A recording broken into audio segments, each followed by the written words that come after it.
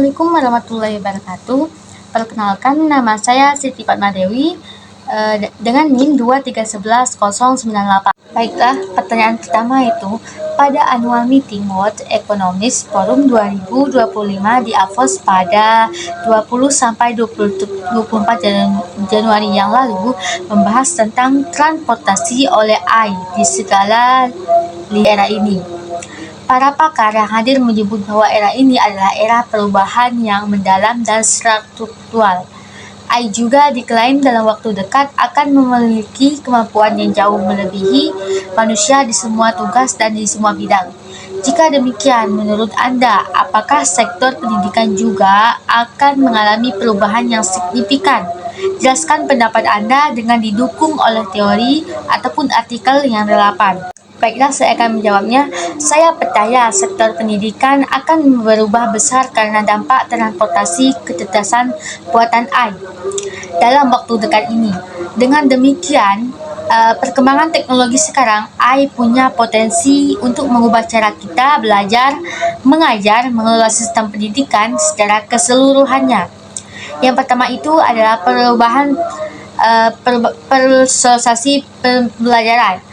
AI memungkinkan pendidikan yang lebih personal, di mana pembelajaran disesuaikan dengan kebutuhan dan kemampuan tiap-tiap individu. Misalnya, algoritma AI bisa menganalisis data siswa untuk memilih metode ataupun materi yang paling efektif untuk mereka. Ini sejalan dengan teori konstruktivisme yang mengedepankan pengalaman belajar dan sesuai dengan kebutuhan siswa dengan menggunakan AI. Personalisasi bisa dilakukan lebih efisien dalam skala besar. Yang kedua yaitu pembelajaran berbasis data. AI juga dapat mengolah data dalam jumlah besar dan memberikan wawasan kemajuan siswa secara real-time. Sistem pembelajaran berbasis AI ini bisa memonitor hasil belajar siswa secara mendalam, memberikan umpan balik yang lebih cepat dan akurat. Ini membantu guru memahami kebutuhan siswa dengan cara yang lebih baik dan memberikan pendekatan yang lebih tepat. Teori behaviorisme ini juga mendukung pendekatan ini, di mana perilaku siswa dianalisis dan diperbaiki dengan umpan balik yang konsisten. Yang ketiga yaitu peran guru berubah. Dengan AI yang biasa mengelola materi dan administrasi dapat memberi umpan balik yang otomatis. Peran guru akan lebih fokus pada pendampingannya saja, pengembangan keterampilan sosial dan emosional siswa, serta membantu mereka berpikir secara kritis.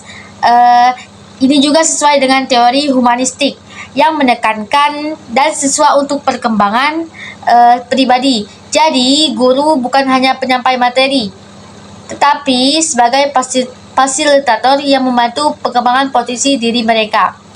Yang keempat itu ada pendidikan yang aksesibel dan inklusif. AI juga bisa memperluas akses pendidikan, yang dimana terutama untuk siswa misalnya di daerah-daerah terpencil atau dengan kebutuhan khusus.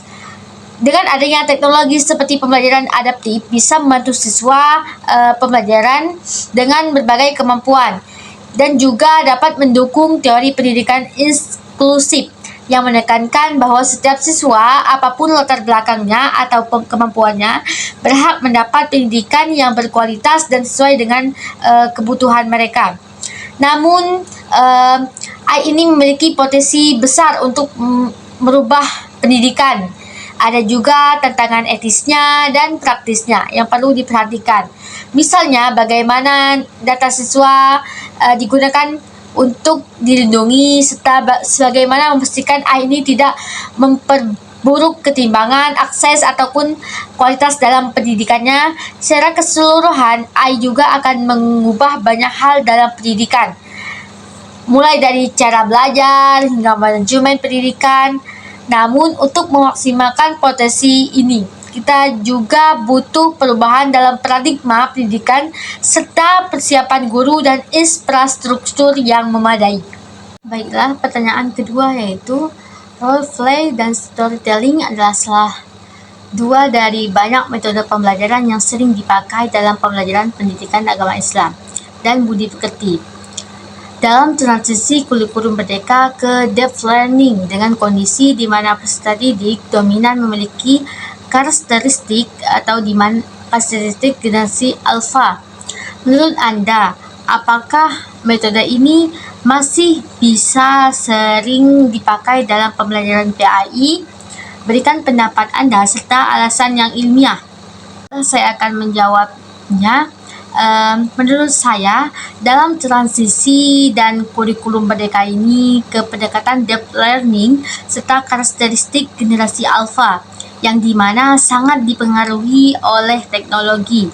Penggunaan metode role play dan storytelling dalam pembelajaran pendidikan agama Islam budi pekerti masih relevan atau lebih dioptimalkan jika disesuaikan dengan perkembangan zaman. Yang pertama itu ada role play dalam pembelajaran PAI. Role play ini memberikan kesempatan bagi siswa untuk berperan dalam situasi yang disimulasikan, memungkinkan mereka untuk menghidupkan konsep-konsep agama dan mengaplikasikan nilai-nilai moral dalam kehidupan sehari-harinya. Dalam pembelajaran PAI seringkali mengajarkan etika ataupun moral. Dalam metode ini sangat efektif. Dengan cara ini, siswa bisa merasakan langsung tantangan dan keputusan moral yang dihadapinya dalam ajaran agama Islam. Alasannya yaitu karena berdasarkan teori konstruktivisme dari Jean Piaget dan Lev Vygotsky, pembelajaran yang melibatkan simulasi atau permainan peran ini bisa membangun pemahaman siswa dengan mengaitkannya dengan pengetahuan baru dan pengalaman nyatanya, dan juga bisa merangsang keterlibatan emosional yang memungkinkan siswa tidak hanya menghafal tetapi juga merasakan dan mengaplikasikannya dalam ajaran agama. Yang kedua itu ada storytelling dalam pembelajaran PAI. Storytelling ini biasa kita sebut dengan bercerita, memiliki kekuatan dalam pembelajaran agama Islam. Misalnya karena Islam itu misalnya ada kisah-kisah teladan dari Nabi Muhammad SAW, sahabat-sahabatnya, serta peristiwa penting dalam sejarah-sejarah Islam misalnya. Cerita itu mengandung misalnya nilai-nilai moral dan spiritual dapat diinternalisasi siswa. Alasannya karena penelitian dalam psikologi kognitif menekankan bahwa cerita itu memperkuat memori ataupun pemahaman daya ingat bagi siswa tersebut. Pada generasi alfa ini, dengan terbiasanya dengan media visual ataupun dengan digital, dapat lebih mudah mereka terhubung dengan format storytellingnya. Misalnya melibatkan gambar ataupun animasi yang sesuai dengan prinsip-prinsip deep learning ataupun yang menekankan pemahaman yang mendalam melalui pemahaman yang konflik. Yang ketiga itu generasi alfa dan karakteristiknya. Generasi alfa ini tumbuh di era digital yang mengutamakan visualisasi dan interaktivitas. Mereka cenderung lebih terhubung kepada pelajaran yang berbasis teknologi dan menggunakan elemen gamifikasi dan visual.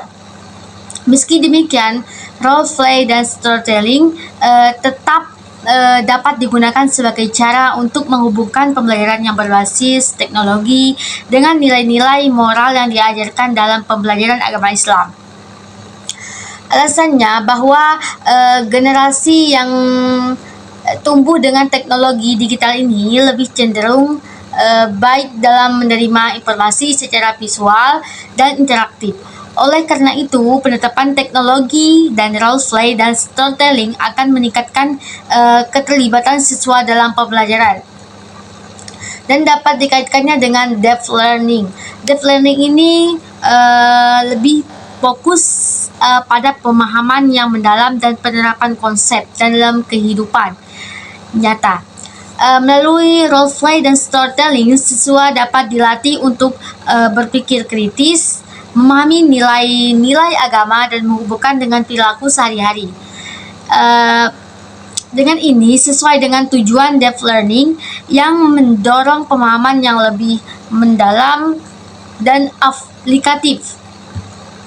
Dapat kita simpulkan bahwa metode role play ini dan storytelling ini masih sangat relevan dalam pembelajaran VAI bagi generasi alfa, dengan catatan bahwa kedua metode ini perlu disesuaikan dengan teknologi yang tepat.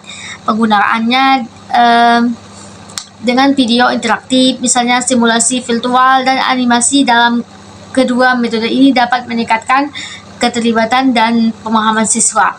Dengan demikian, kedua metode ini tidak hanya tetap relevan, tetapi juga mampu mendukung pembelajaran yang lebih mendalam di era kurikulum merdeka dan deep learning.